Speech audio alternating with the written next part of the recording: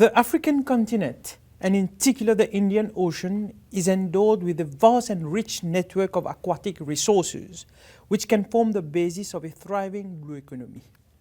Africa's blue economy encompasses the protection, understanding, and sustainable management and use of these resources, which underpin sectors such as fisheries, aquaculture, coastal tourism, marine transport, port security and its infrastructure, biotechnology, among others. The Indian Ocean islands and their marine and aquatic resources also contribute to global ecosystem services and are key asset in the fight against climate change. The IOC recognizes the untapped potential of these resources. In the same vein, noting that women are an important asset in unlocking this potential, there is an urgent need to discuss pathways to support the meaningful participation of women in the blue economy in the Indian Ocean region. The theme, Women in Blue Economy in the Indian Ocean region, has been retained to commemorate this year's Regional Blue Economy Day. Today's forum will be dedicated to understanding the contribution of women in the blue economy, to promote women's participation and in the contribution by identifying bottlenecks as well as discussing solutions to resolve them and concretize entry points to various blue economy sectors. To discuss with me today, I have the pleasure to welcome Mrs. Rajini Surujbali, Associate Research Scientist at the Mauritius Oceanographic Institute, Mrs. Sharanaz of Casting World, involved in the protection of the maritime environment, Dr. Michele Stallone, Regional Project Coordinator, Port Security and Safety of Navigation Program. Ladies and gentlemen, welcome and good day to you. To start with, let's hear the message of the Secretary General of the Indian Ocean Commission to commemorate the Blue Ocean Economy Day. Mesdames et messieurs, chaque 17 juillet, l'un de nos États membres, les Seychelles, célèbre la Journée de l'économie bleue. L'année dernière, à l'initiative de la présidence de la COI, nous avons décidé d'en faire une journée régionale. Et c'est tout naturel au regard des champs d'intervention de la Commission de l'océan Indien qui touchent à la gestion durable des ressources marines et côtières, à la gestion intégrée des littoraux, à la sécurité maritime ou encore aux défis climatiques. Toutes ces actions participent à poser des jalons solides à ce que l'on appelle l'économie bleue. Peut-être est-il utile de rappeler d'abord ce qu'on entend par économie bleue. Eh bien, elle concerne l'usage durable et la conservation des océans et des mers, des rivages et des berges, ainsi que des milieux aquifères sur Terre. L'économie bleue rassemble ainsi les activités qui organisent, de manière intégrée, équitable et circulaire, la production, la distribution, l'échange et la consommation de biens et de services issus de l'exploitation des ressources aquatiques ou de l'utilisation des supports que constituent les milieux aquatiques. Dans le même temps, l'économie bleue a une dimension intrinsèque de durabilité ou de restauration des écosystèmes. Après un webinaire sur les métiers de l'économie bleue l'année dernière, nous avons choisi de mettre à l'honneur pour cette journée régionale les femmes dans l'économie bleue. Cet angle d'approche s'est imposé de lui-même. Alors que nos États membres font de l'économie bleue une des priorités de leur politique de développement économique et social, quelle place est réservée aux femmes? Dans quel secteur de l'économie bleue évoluent-elles? Comment perçoivent-elles l'émergence de l'économie bleue? Prenons pour exemple le secteur de la pêche, qui est l'un des principaux secteurs de l'économie bleue dans nos îles et États côtiers de l'océan Indien occidental. La vision première est celle d'un secteur largement dominé par les hommes. Pourtant, on estime que sur les 120 millions de personnes dans le monde qui tirent un revenu direct de la pêche et de la transformation. 47% sont des femmes. La question est de savoir si elles font face à des obstacles particuliers ou quels sont leurs itinéraires. Ce qui doit nous animer collectivement, c'est une volonté forte d'agir pour une économie bleue authentiquement inclusive. La marche a commencé. Je pense par exemple aux saisons de fermeture des pêches aux poulpes à Rodrigue qui ont été accompagnées par la COI et l'Union européenne. C'est une initiative de gestion durable de la ressource et de croissance économique. Mais c'est aussi une initiative d'autonomisation des femmes qui constitue une part significative des personnes qui moissonnent les lagons et transforment leurs prises. Au regard de l'impact socio-économique de ces fermetures des pêches qui rythment aujourd'hui les saisons de pêche à Rodrigue, cette initiative a été depuis élargie à l'ensemble de la République de Maurice et est reproduite ailleurs jusqu'à Zanzibar. Il en est de même dans les filières du crabe, de l'algoculture ou de la transformation et de la vente de poissons, où l'on retrouve de nombreuses femmes qui ont réussi, qui portent un projet et contribuent activement à l'épanouissement de leur famille. Cela vaut aussi pour les fonctions d'administration, dans les ports par exemple, ou encore dans le domaine de la recherche scientifique. Les femmes sont partout et nous avons souhaité les mettre à l'honneur.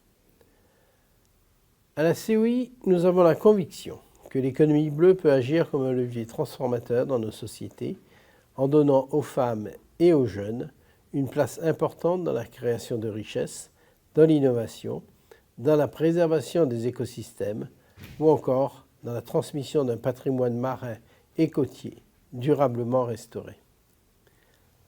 C'est dans ce sens que nos collègues du programme régional de sécurité portuaire et de sûreté de la navigation, financé par l'Union européenne, ont choisi de marquer cette journée régionale de l'économie bleue et je les en remercie.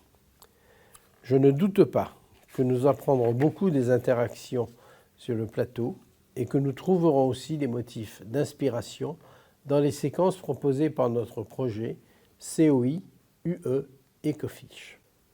Je vous remercie de votre attention et vous invite toutes et tous à prendre soin collectivement de notre patrimoine bleu qui nous entoure et nous relie. So comes my first question. How the blue economy is an important centerpiece of the national development strategy of the insular states like Mauritius, Seychelles, etc.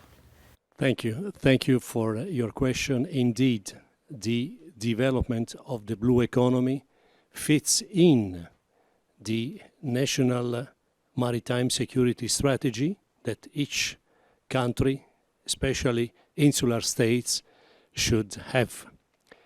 It goes without saying that maritime security and blue economy are faces of the same coin. Blue economy means the revenue for a country, especially for island state, whereby activities like coastal tourism, shipbuilding, fisheries, leisure craft and tourism can be developed. Definitively, it brings revenue and also creation for job opportunities in a country. Nonetheless, to ensure that the blue economy is developed in a transparent way and in a coordinated way, we need to be sure that there is a need to have a proper maritime governance in place. For me, I would say that it's very important because we have the tourism sector, a big sector for the Mauritian economy, and this is very important for the protection of the marine life. If we don't protect the Mauritian biodiversity, then no tourists will come to Mauritius, and this will be very bad for us. And for me, that's it. And I would say that it's very important for the Mauritian people, for the Indian Ocean people to protect the Mauritian biodiversity and the ocean? Mauritius has got a vast EEZ, exclusive economic zone, and we have to tap all its potential. We have to involve everyone. It shouldn't be gender bias at all men, even women. Everyone can work together so that we can tap the full potential of this vast EEZ that we have. Thank you. Michele? If I may add on what has been just said, and also recalling the words of the Secretary General of the IOC, where he mentioned that 47% of the transformation industry in fishery is represented by female. Knowing how much important is the fishery sector and how bad is the practice of the illegal, unreported and unregulated fishery in Africa that every year takes out 1.3 billion of US dollars. Those are figures which I extracted from FAO. So I think that there should be more awareness in the countries and each and every level, because this would be the only way to change, to shift the mindset and to eradicate the what is called the sea blindness. Because in Africa, at least in the Western Indian Ocean, but also in Western Central Africa, based on my previous working experience, not too much focus has been addressed on the ocean, on the economic opportunities which can come from the ocean. It is just a few years back that even within the African Union, a newly established department on the blue economy has just come up. Thank you. Thank you. So, as you know, this year's theme is Women in Blue Economy in the Indian Ocean region. So, you women and Dr. Michele, who are in the field, are we doing enough to promote the role of women in the different spheres of emerging maritime sectors? You know, you have given so many examples: maritime-based aquaculture, port safety and security, renewable energy, marine biotechnology, SMEs in the sector, which are all vehicles for growth for island states and Africa. So are we doing enough to promote the role of the women? I would say women contribution is undervalued. A change in the mindset is needed to give us women the opportunity and empower us and empower our potential to make a better world. Okay, thank you. Not too much has been done, and the presence of the women in the maritime domain is very, very low.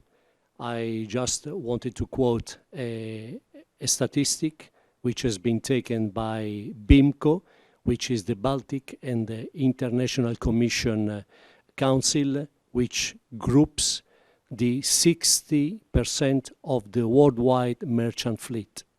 And according to this statistic, only 1.4% is represented by female.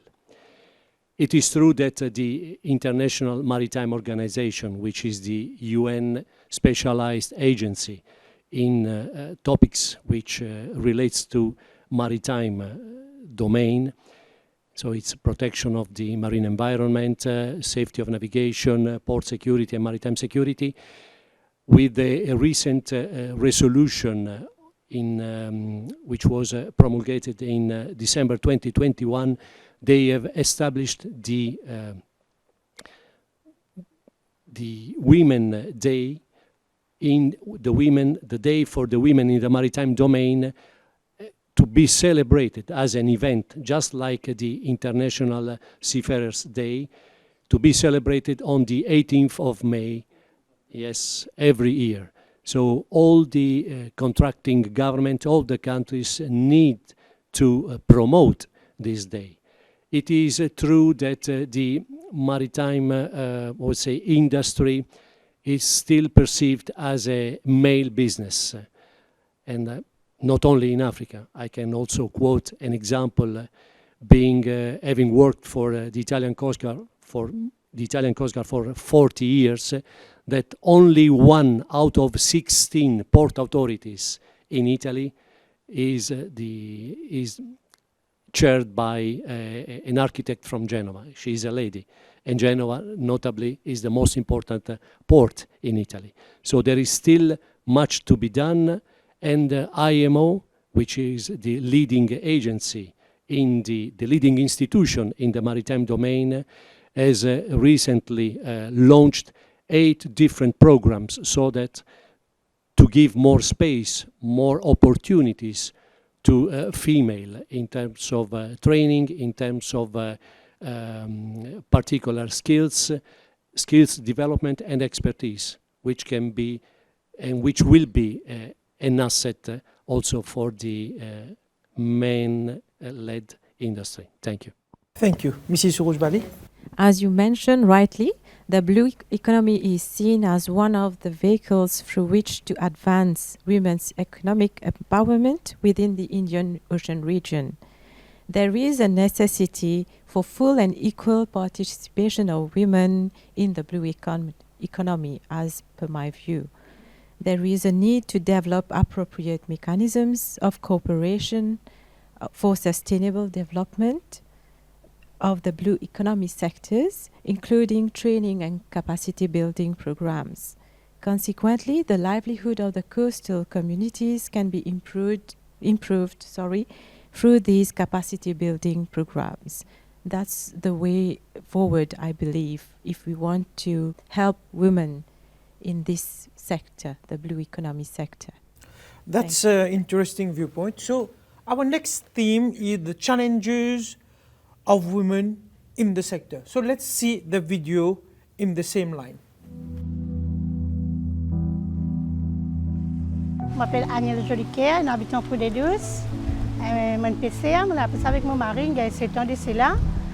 Nous avons pêché cagé, homard, cagé poisson, nous rodorites, 3 quarts du temps que nous avons pêché long line. Mais moi, de mon métier, mais étant dans la pêche, parfois, il y a des débats, nous gagnons, nous pas gagner. Moi, mon maman tient PC. Moi, je gagne dans les, vous comprenez? Moi, c'est moi, de mon métier PC. Je dis franchement, ma deux métiers PC. Même si il y a un point, je parle de la pêche de haut, évidemment, je peux aller. Ça me destin ça. D'entre les deux, c'est un existe des femmes. Ma petite déjà de l'autre côté, il y a une femme qui pousse gal tout, le pédant moteur, vous comprenez, mais fatigué ça. Mais nous pouvons aller à un guet parfois quand nous n'avons pas être la scène, nous aller, comprendre, moi, tu sais, la femme, dès qu'il fait pour nous gagner la vie, là, nous obligés de faire les. Il est bien difficile pour une femme. Il y a des moments où la piste de haut, j'ai venu me dire qu'il pleut la case. Nous avons pris long line, nous avons temps de finir pour manger, nous faisons une long line pour nous gagner le lendemain. Nous ne pouvons pas attendre même jour, vous comprenez? Elle est fatiguée. Parce qu'il me disait, invite-moi au dessert pour me faire métier PCR. Je dis, moi, j'ai un travail bien difficile, ça, je peux à la mer, je ne peux pas les faire. Parce qu'il y a des gens qui cherchent une perle à la mer, pas avec qui seul. Bonjour, tout d'abord, je tiens à vous remercier pour l'intérêt que vous portez à mon égard pour faire ce mini-reportage. Je me présente, je me nomme Bleue. Je suis analyste en recherche et sauvetage maritime au sein de l'agence portuaire, maritime et fluviale de Madagascar. Pour répondre à votre thématique sur le défi des femmes dans le secteur de l'économie bleue, je vais essentiellement parler des cas des femmes malgaches. En effet, selon une étude sur la situation socio-économique et démographique des femmes menée en 2018 à Madagascar, les femmes actives représentent 63,8% et même malgré ce rapport significatif, les hommes contribuent plus à l'activité économique avec un rapport de 123%. Pour les Nations Unies, Madagascar reste un pays où l'égalité de genre reste parmi les plus faibles. Dans ce contexte, les défis des femmes malgaches, surtout dans le secteur de l'économie bleue, sont tout d'abord le renforcement des voix féminines dans la prise de décision, Ensuite, il y a les défis d'ordre structurel pour avoir accès à l'innovation. Il y a aussi les défis d'ordre socioculturel pour lutter contre les différentes formes de discrimination vers les femmes. Et enfin, il y a les défis liés à la capacité. À mon avis, nous, les femmes, doivent être en mesure de montrer qu'on est capable de maîtriser tous les aspects de l'économie bleue et contribuer ainsi à mettre en place une économie bleue durable. Merci de votre attention. Having viewed the videos, one, a lady fisherwoman in Mauritius and a lady analyst in Madagascar, what are your views of the challenges of women in the sector? Can we really overcome them? It is quite challenging, as actually mentioned by the lady fisher in the video. It is challenging in the way that the lady has to shift between her job, okay, her breadwinning job, and the household chores and childcare. That is quite challenging for a woman. You have to be supported with a system where you can look after childcare. You can keep the child while you are at sea. That would help them a lot, I believe. Okay. Dr. Michele, your views on the challenges of women in this sector? By definition, fishing activity is one of the most difficult but also tough activities. Activity meant as an opportunity to generate income for the family. So we are talking about the sustainability of families and coastal communities. It's a challenge already for men, and for women it's even more. How we can overcome to this issue? I think that for having watched the interview of the fisherwoman, which you could tell the passion which is coming. I'm sure it's a passion which all the family should be invested, and it is important that the local community, starting from the municipality, starting from the council, and the government itself, promotes not only the activity but sustain those kind of those activity, which I mean, it goes without saying that for an island state and a coastal community, fishery is the main income. It's the livestock, it's the sustainability, it's the food, and this is where I most probably artisanal fishery is not very well sustained, and it's important also to look at a transparent way for the maritime governance, because unfortunately the oceans, and in particular the Indian Ocean is overexploited by, I would say, foreign fishing trawlers flying different flags that for diplomatic reason I cannot mention, but those are the main one who are, I would say, endangering the marine environment and the flora and the fauna as well.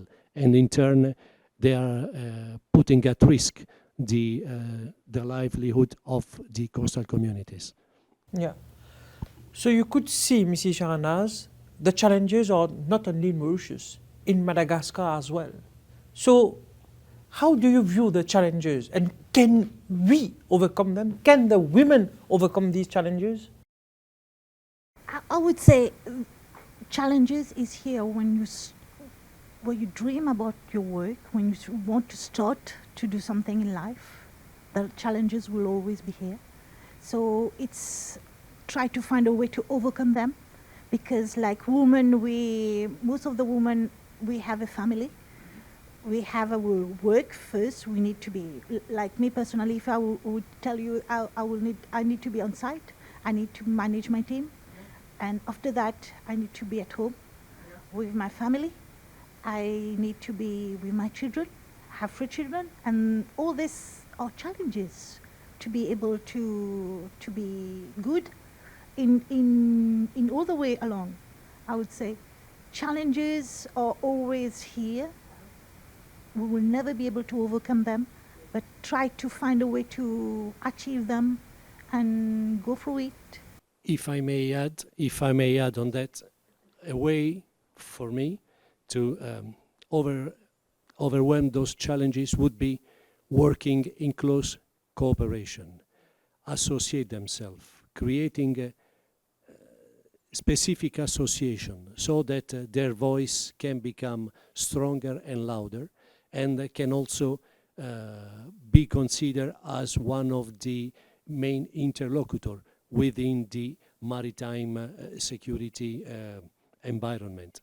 Because it goes without saying that the private sector and the fishery sector in particular is, I would say, never consultant.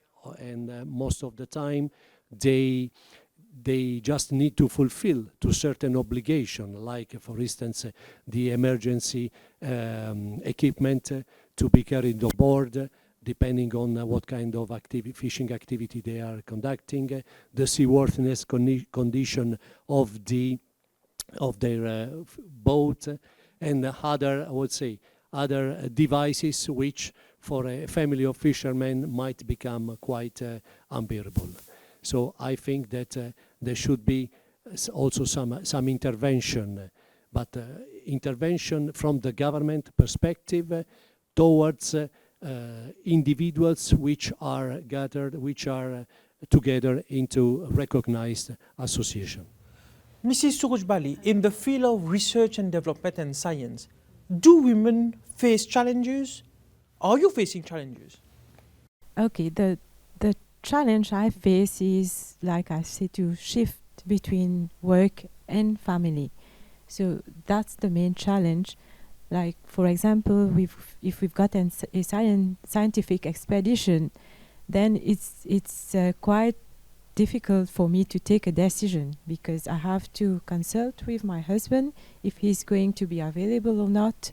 So we have both to look, because he's got a busy schedule too. So we have to check, we have to see if our timetable isn't clashing, I would say, then we can take this decision. But as for me, I can't just take the decision to say, yes, I will go on this scientific expedition, because this scientific expedition can take months. Let's see Pretty, okay? South Africa. The thing for me is that I cannot answer that question directly, because I do not think that there is a career that a woman cannot do in the blue economy. It is my belief, and in my experience in the years that I've been in the industry as well, that a woman can do any career in this maritime industry. What I think that the industry needs to focus more on are the barriers of entry, firstly.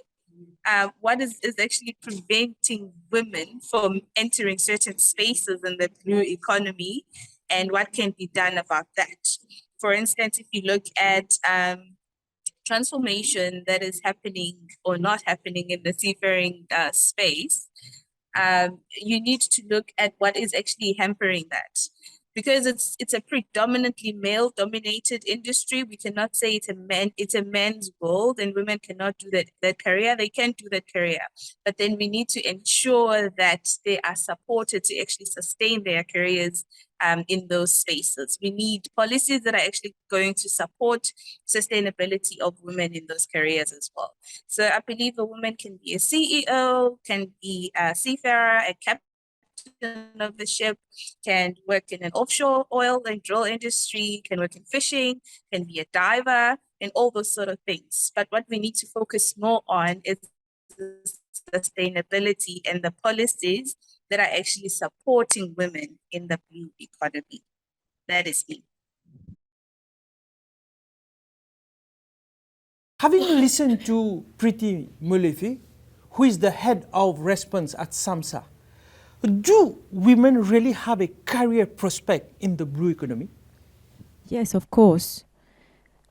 I do believe that women do have a career prospect in the blue economy, as one of the main pillars of the blue economy is the marine biotechnology. I will be talking about research and development because I'm from this field. So one of the main pillars of the blue economy is the marine biotechnology research and development sector. There is a lot of potential to empower young women scientists. As I said, education is very important. If you want to empower those women in this sector, you have to educate them, you have to train them.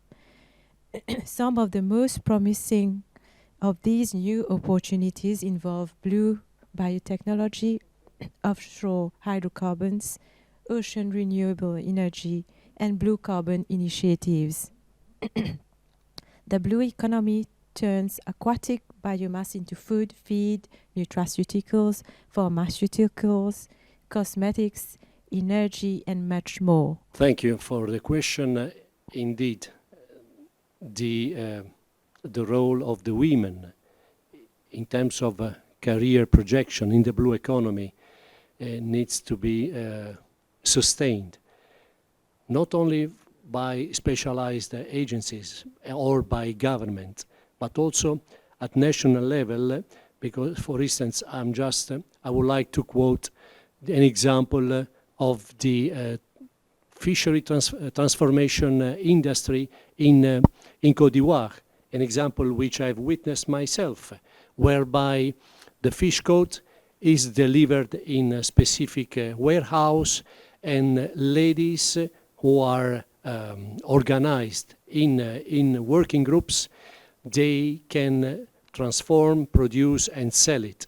But at the same time, I'm thinking about the ladies who also play the role of mothers, and as such, that's where the government should intervene with the family assistance, like providing kindergarten in the same working space, of course, taking all the precautions. So I think there should be policy which should facilitate the work of the women in the maritime sector.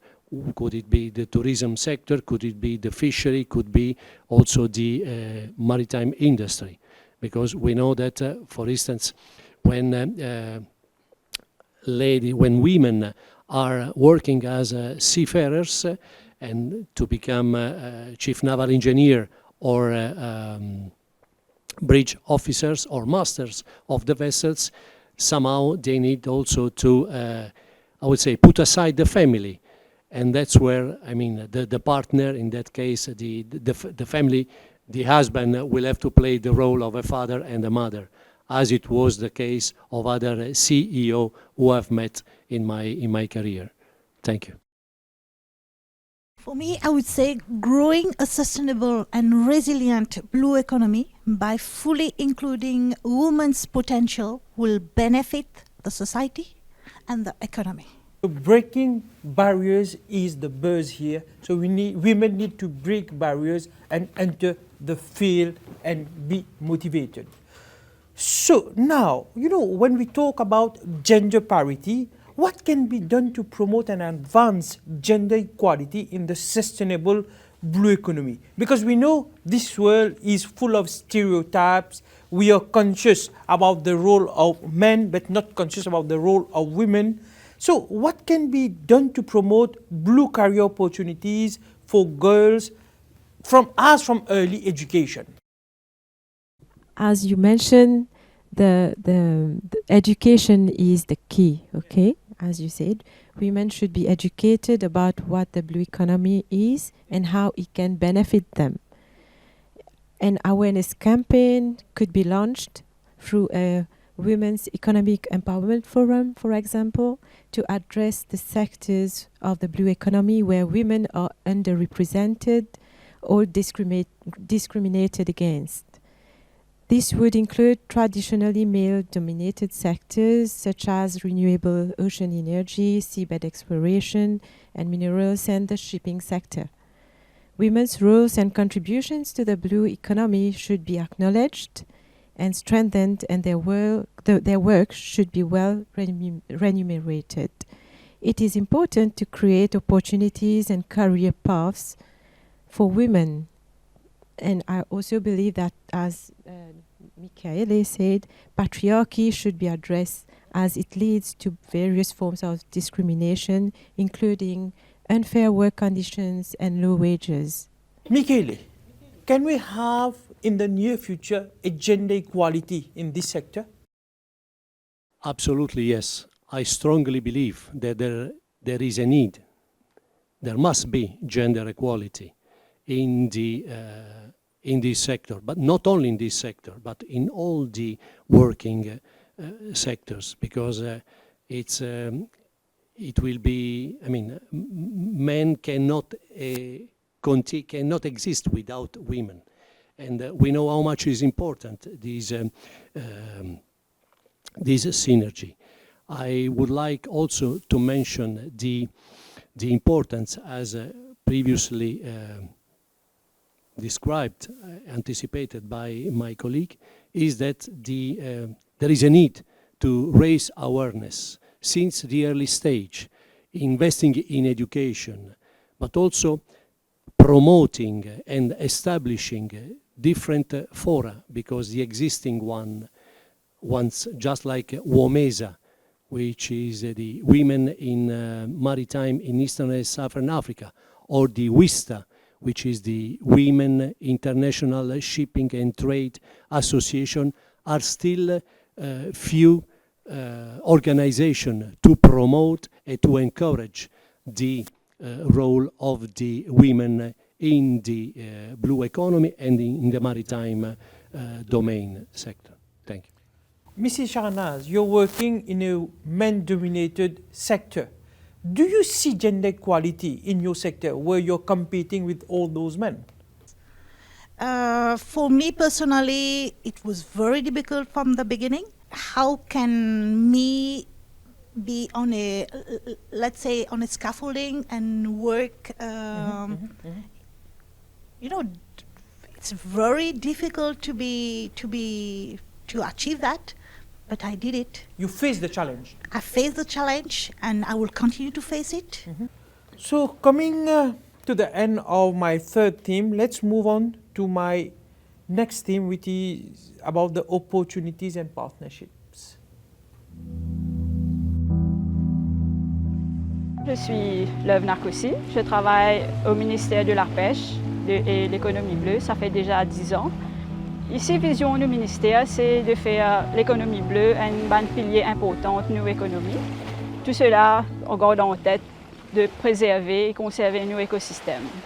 Nos ressources naturelles principales qui nous exploitées, c'est le poisson. Pour nous conserver un poisson-là, nous devons comprendre le poisson, sa biologie, sur l'environnement, comment il fonctionne dans son environnement et comment il réagit à la pêche. Et pour cela, nous devons faire une étude de biologie sur le poisson, comme ça nous pouvons comprendre mieux ce système de reproduction, la vitesse à laquelle il peut grandir, et comme ça nous pouvons comprendre comment nous pouvons la pêche poisson-là. Nous n'avons pas besoin de trop mettre de pression de pêche sur les stocks de poissons. Et avec les études, ça aussi nous permet de nous mettre plusieurs règlements dans nos Fisheries and Marine Resources Act. Par exemple, nous avons une fermeture de pêche. Nous avons une fermeture de pêche pour la Seine. Nous avons 2 fermetures de pêche pour Aurite pour 1 an. Et tout cela en vue de conserver nos stocks, nos ressources naturelles. Et parallèlement, nous avons les autres études qui nous faire. Nous devons aussi faire une étude de l'écosystème, l'environnement même, où nos ressources système peut évoluer. Et ici, au centre de recherche d'Albion, nous avons plusieurs études qui peuvent faire. Par exemple, nous avons une section qui fait une étude sur la qualité de l'eau dans nos lagons. Nous avons une section qui fait les études sur les coraux et tout l'écosystème. La science, c'est important. Ça va nous aider à mieux gérer et protéger nos ressources pour les générations à venir. How to create more opportunities and partnerships and identify tangible areas of intervention with concrete outcomes for encouraging women participation in the blue economy. Mrs. Rojbali. I would suggest that we have to encourage the level of participation of women in STEM, that is, science, technology, engineering, and mathematics, related fields at universities. Okay, this will contribute in producing more graduates in emergent science and technology-driven areas of the blue economy. Research funding could also be provided to women for STEM-related disciplines at universities. This will impact on women's economic empowerment in the key sectors of the blue economy. And I think also that women need to be better represented at all conferences, workshops related to the blue economy. Women needs to be more represented in each and every fora, especially when dealing to marine economic activities like the blue economy, but also what can be done to facilitate their advancement, their progress. And I would personally speak on behalf of what the Port Security Program is conducting to facilitate also this part, because as we have seen, the transformation industry just needs and relies on a good infrastructure, but also on a secure environment.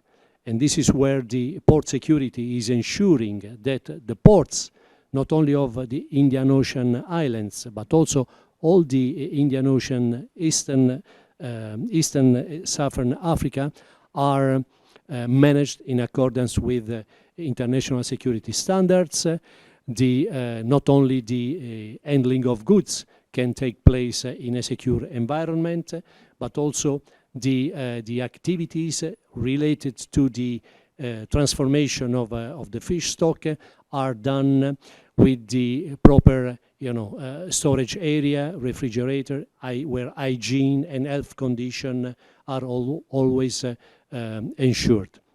So for me, it is important also to look at this aspect, and exactly like another aspect which relies on the protection of the marine environment. Because if we have a polluted ocean, if we have polluted sea,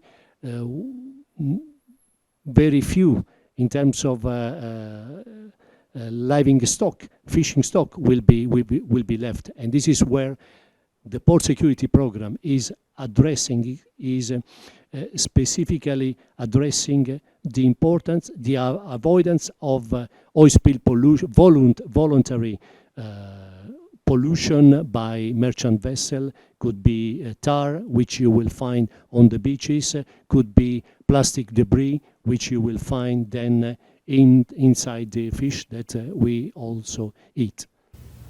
Mrs. Saranas, how to create more opportunities for women? I would say, I would take me for example again. When I decided to create something, my company, I would take for example the SDG 14, which is life below water, and created artificial corals and shells in order to protect the marine environment. But all those corals are handcrafted and can be done by women that are at home, that can be sold to tourists. I would say help in the protection of the marine life, encourage, like we in Mauritius, to promote the island to tourists. And for this we don't need to go to universities. We can have opportunities Any by woman doing. can jump in this. Yes, of course. Some women that they have not been to Some universities. basic training are needed.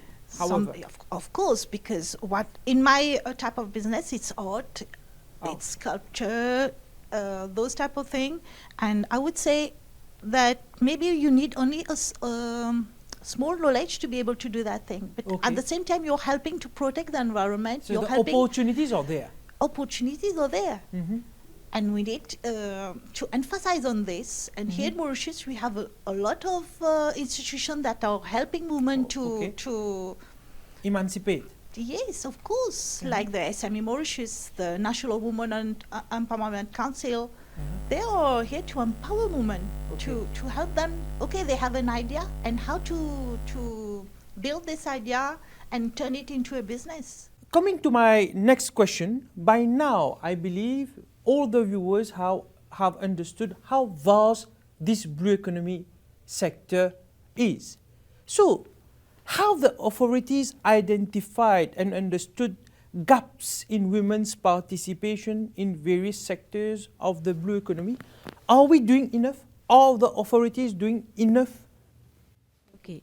To answer your question, I believe it's important in order to help policymakers and stakeholders in their effort to promote women's economic empowerment, Yes. it's important to get accurate data Okay. on women's participation in the main pillars of the blue economy, as it is essential to understand what affects women's participation Okay. in some of the sectors, Mhm. okay, or any other sectors. So data gathering is important. Michele, with your vast experience in this sector, with the gaps that has been identified, can we really meet those gaps or bypass those gaps? Yes, I would base my data analysis on the list of attendance during participation at forum on blue economy or on other marine economic activities, and I can assure you that the percentage of female participation is very, very low, and this is a gap which it's a mindset which has to be shifted. And it should start from the key stakeholders, should start at the government level in the countries, because attendance to meeting is always proposed, is always conceived as an opportunity, to show off. And unfortunately, key position, this is my personal experience in the domain where I work, are taken by male, and it is quite difficult. It depends also on the culture on the cultural heritage, because you will find also other states where the clanning system is still there, and the role of women is still not so much considered, unfortunately, and it's very regrettable. Your views, Mrs. Sharanaz, on the gaps and how to tackle those gaps? I would say, yes, take data and what are the actions? Concrete actions. What is the agenda? What is happening next? Okay. Are we really moving forward for this? Okay. Do we really want this to happen? I'm questioning myself on that. So there is work to be done. There is work to be done. So viewers, you have seen from our resource person their views, the experience that they have shared. So to end this forum, I will ask my resource persons to conclude on an ending note. What are your final word, Mrs. Surujvali, as a research scientist, your message for the women listening to you? Okay, I would say as a researcher, I've been in this field for nearly 12 years now, and I believe that there is a lot of potential for women out there. There are a lot of challenges, of course. I won't say there isn't any, but if we love what we do, we can do it. Okay. Thank you. Dr. Michele Stallone, you are now a well-known figure in Mauritius. your take in the role of women in the blue economy. I really hope that the percentage, the participation of the women in this specific sector may increase, and it should increase quickly, because as in a globalized world we have seen the challenges are coming, they are every day there are new challenges, and men alone cannot do it, and this is why we need, and I would strongly recommend that also at governmental level there are policies to facilitate the more the presence of women in key position. Thank you. Mrs. Shahnaz, coming from the private sector, your views on this forum and any word for the women? Make your passion something good in life. Follow your passion, live your dream. Thank you very much. Women in the Blue Economy. Let's live.